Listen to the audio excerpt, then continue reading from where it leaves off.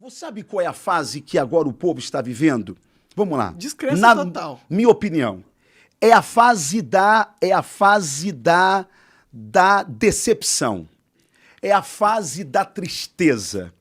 É a fase do questionamento que eu já vi você fazendo aqui muitas vezes sobre o comportamento ou não comportamento esperado do presidente Bolsonaro. Deixa eu te dizer aqui uma coisa. Eu tenho muitas críticas ao Bolsonaro. Olha só, eu acho que eu fui dos caras que estiveram ao lado de Bolsonaro. Você foi o líder dele no governo passado, né? Fui. Eu acho que eu fui vice-líder lá do governo. Eu acho que eu fui o único que tive coragem de criticar as atitudes do presidente Bolsonaro. E fiz isso com uma única intenção. Protegê-lo dos maus conselhos que lhe eram dados e que eu sabia que iriam apequenar aquele gigante que era o presidente Bolsonaro. Por exemplo, quando Bolsonaro assinou a tal Carta à Nação, redigida pelo ex-presidente Michel Temer, Pode crer. não é? Quando ele assinou, eu tive a coragem de ir na tribuna da Câmara e dizer, presidente Bolsonaro, o senhor não podia fazer isto. E aí eu disse uma frase que foi muito divulgada na imprensa, que eu disse, presidente, os teus conselheiros te aconselharam mal. Presidente, leão que não ruge na hora certa vira gatinho. Eu tive coragem de dizer isso ao meu líder político, que é Jair Messias Bolsonaro. Sim, e a direita não permitia muita crítica ao mestre. E aí eu era destruído, eu era destroçado. Virou comunista no dia Nessa seguinte. última agora, rapaz, você sabe o que eu fui fazer nesse segundo turno aí da eleição? Eu sou da igreja evangélica e eu percebi que no Nordeste a votação de Bolsonaro dentro da igreja foi lá 40% para Lula. 40% para Lula. O que eu fiz? Chamei, quando terminou esse nosso primeiro turno, eu me reelegi, mesmo sem rede social, tive 40 mil votos a mais, saí de 120 para 160 mil votos. O que é um feito. É um feito. Sem rede, Deus é um maravilhoso, feito mesmo. Deus é maravilhoso, e eu quero agradecer ao meu povo do Rio de Janeiro, não é?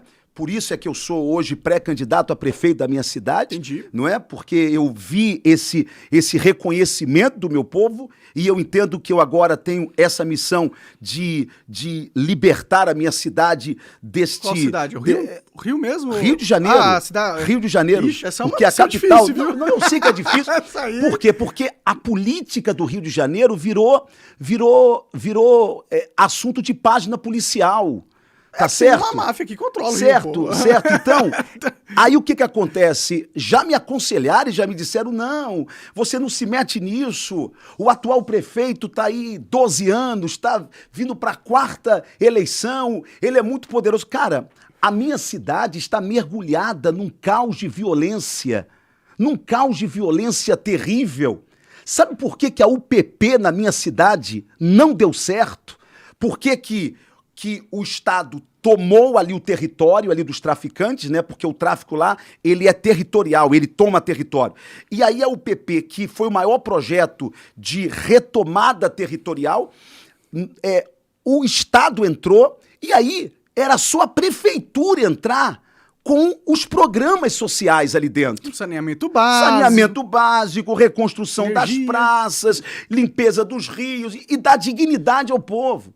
Simplesmente o prefeito da minha cidade hoje atual, que é o Eduardo Paes, não fez o papel dele e a UPP acabou, falhou. A guarda municipal na minha cidade, violenta do jeito que é, não é armada. Porque o cara não quer armar a guarda municipal. Lá a guarda só serve só para dar porrada em camelô e multa de trânsito. Tá certo? Ou seja, a Constituição diz que o prefeito da cidade, ele é responsável também pela segurança pública, não é? Então, como que uma cidade do Rio de Janeiro que hoje perde no turismo pra Torre Eiffel, cara.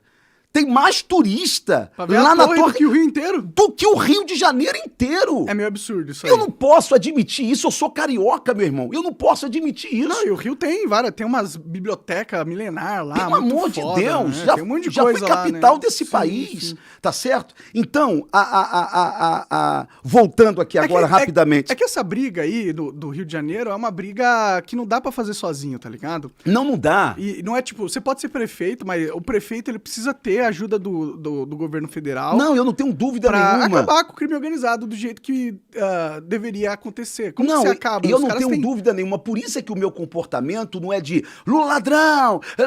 Porque se eu for prefeito hoje ali do Rio de Janeiro, Lula ainda vai ser presidente da República. Sim, mas você acha que ele tem algum interesse de acabar com o crime organizado? E eu vou... Não, mas aí, pelo menos, eu, enquanto prefeito da cidade, eu vou poder denunciar dizendo o seguinte, aqui, ó, eu tô batendo lá no governo federal, não é? Eu tô batendo lá na porta e percebo que eles não têm interesse nenhum em socorrer aqui o Rio de Janeiro. Pô, o Flávio Dino vai visitar a favela tranquilão, pô. Eles têm um ótimo relacionamento com a comunidade lá.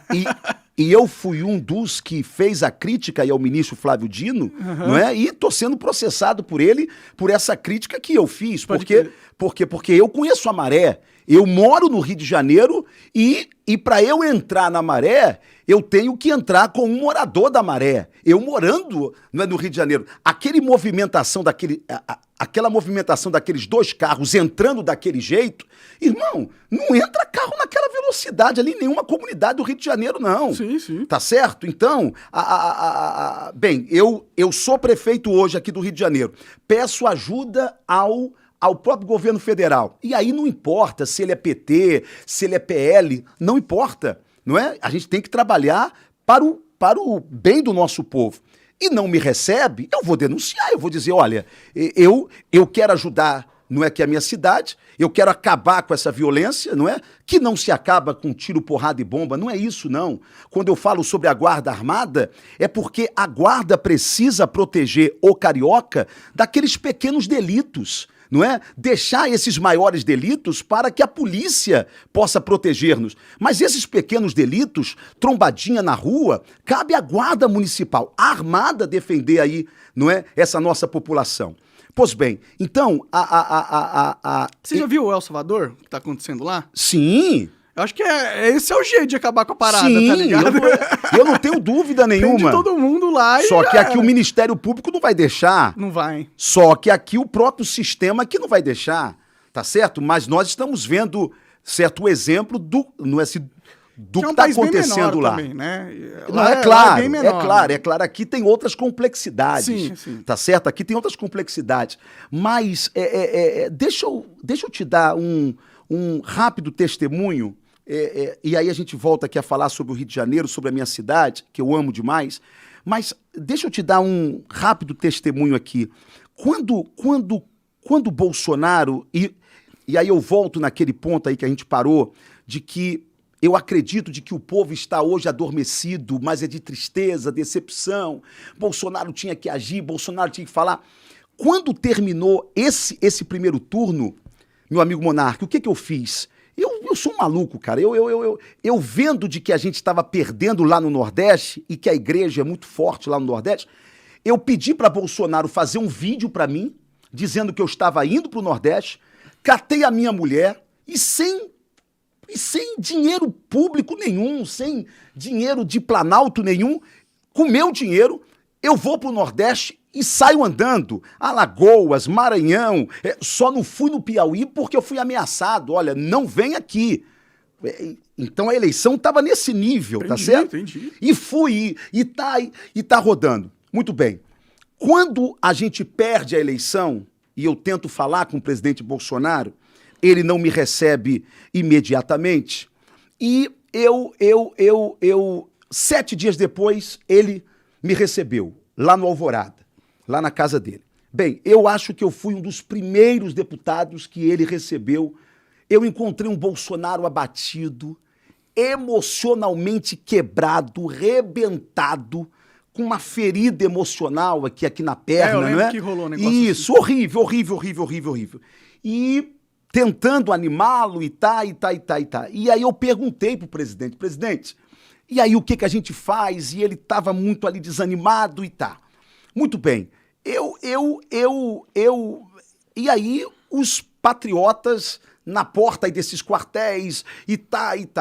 Aí um dia, eu vendo de que os patriotas estavam na porta desses quartéis e eu sabendo que não ia acontecer nada, eu já sabia que não ia acontecer nada.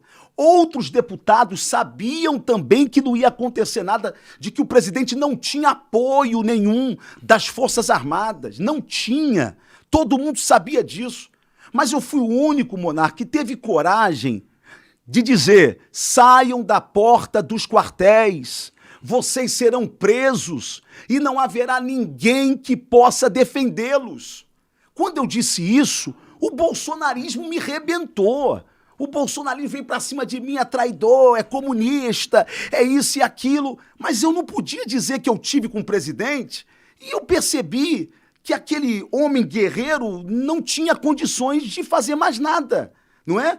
E eu sei que você tem as suas críticas sobre o presidente Bolsonaro, mas deixa eu lhe dizer aqui uma coisa, e aí é o meu... É porque ele construiu, essa derrota dele foi construída por ele. Não, né? eu não tenho dúvida de que nós perdemos para nós mesmos. E a covardia do qual eu acuso ele não se vem daquele momento necessariamente, é de muito antes, entendeu? É aquela coisa, o leão que não rugiu. O leão que não rugiu, pô. Monark, deixa eu só te dizer aqui uma coisa. Um dia eu estava com o presidente Bolsonaro, e eu tô dando esse testemunho claro aqui, porque eu posso dar, porque eu vivi isso. Não, mas eu vivi isso ao lado dele. Sim. Vivi isso ao lado dele.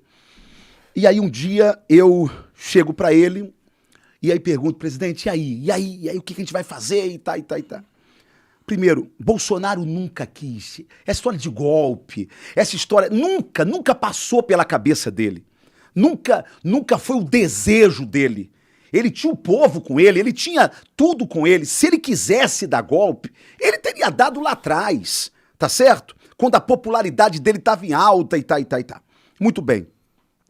E a única preocupação dele, conversando com Paulo Guedes, conversando com os outros ministros, e eu tive a oportunidade de um dia estar em uma dessas reuniões, a única preocupação dele era o que aconteceria com o Brasil se ele fizesse algum movimento que a comunidade internacional entendesse como um golpe político, não é? Então, a única preocupação dele... Já que ele tinha a CIA na cola dele, né? A única preocupação dele era levar o Brasil à bancarrota, ao caos e ao isolamento internacional, não é? E naquele momento ele estava entre a cruz e a espada, primeiro porque ele dava sinais ao povo de que ele ia fazer alguma coisa, não é? E esses sinais, hoje eu percebo, esses sinais que ele dava ao povo, não era que ele queria fazer, mas era alguém movido por um sentimento de injustiça, que quando pegava um microfone era igual um monarca, era igual um Ottoni, sabe? Vomitava tudo, xingava, falava e tá, mas não porque queria fazer, mas porque estava sendo vítima de uma injustiça, de uma perseguição. O cara tiraram o mandato, os direitos políticos dele por uma bobagem. Acabaram de tirar. E aí, muitas vezes ainda está sendo perseguido. Muitas vezes isto dava a mim também, a todos nós, a ideia de que alguma coisa seria feita. Quando não foi feito nada, porque ele entendeu de que isso prejudicaria ainda mais o Brasil. Assista esse podcast na íntegra no rumble.com/monarquix. Aponta o celular pro QR Code na tela ou vai no link da descrição e segue a gente lá. Valeu!